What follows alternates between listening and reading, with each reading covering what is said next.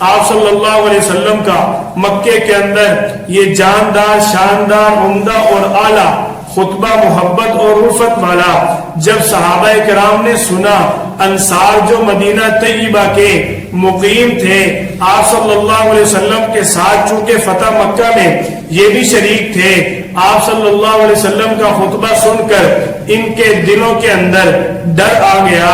آپ صلی اللہ علیہ وسلم کا مکہ والوں کے ساتھ محبت اور الفت والا حسن سلوک دیکھ کر انصار کے دل میں یہ خوف آیا اور آپ صلی اللہ علیہ وسلم سے عرض کرنے لگے، یا رسول اللہ، آپ کہیں ہمیں چھوڑ کر اب مکہ میں تو نہیں قیام فرمانا چاہتے؟ آپ صلی اللہ علیہ وسلم نے انصار کو جواب میں فرمایا کہ یہ بات تم نے کیسے سوچ لی؟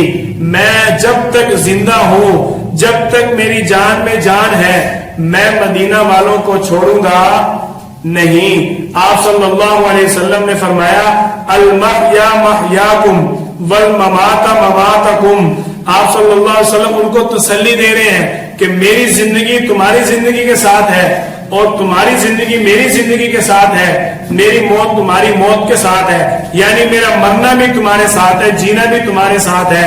آپ صلی اللہ علیہ وسلم کو اللہ تعالیٰ نے صحابہ کرام کے بارے میں اتنی خاص محبت کا حکم فرمایا تھا۔ یہ آپ صلی اللہ علیہ وسلم اللہ کے پیغمبر ہیں اور پیغمبر کی محبت صرف اللہ کی رضا کے لیے ہوتی ہے، اور جو محبت اللہ کی رضا کے لیے کی جا رہی ہے تو وہ صحابہ کرام کے ساتھ کی جا رہی ہے۔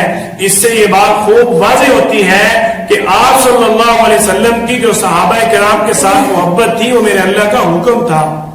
اللہ تعالیٰ کی طرف سے آپ صلی اللہ علیہ وسلم پر وحی آئی، قُلْ يَا عِبَادِيَ الَّذِينَ أَسْرَفُوا عَلَىٰ أَنفُسِهِمْ لَا تَقْنَطُوا مِن رَحْمَةِ اللَّهِ إِنَّ اللَّهَ يَغْفِرُ الذُّنُوبَ جَمِيعًا إِنَّهُ هُوَ الْغَفُورُ الرَّحِيمُ۔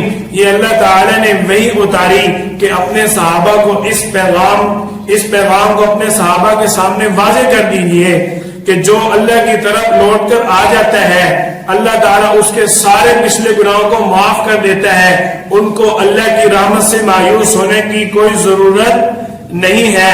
إِنَّهُ هُوَ الْغَفُورُ الرَّحِيمُ، کیونکہ اللہ تعالیٰ بخشنے والا اور رحم کرنے والا ہے۔ 20 رمضان کو 8 ہجری کو مکہ فتح ہو جاتا ہے۔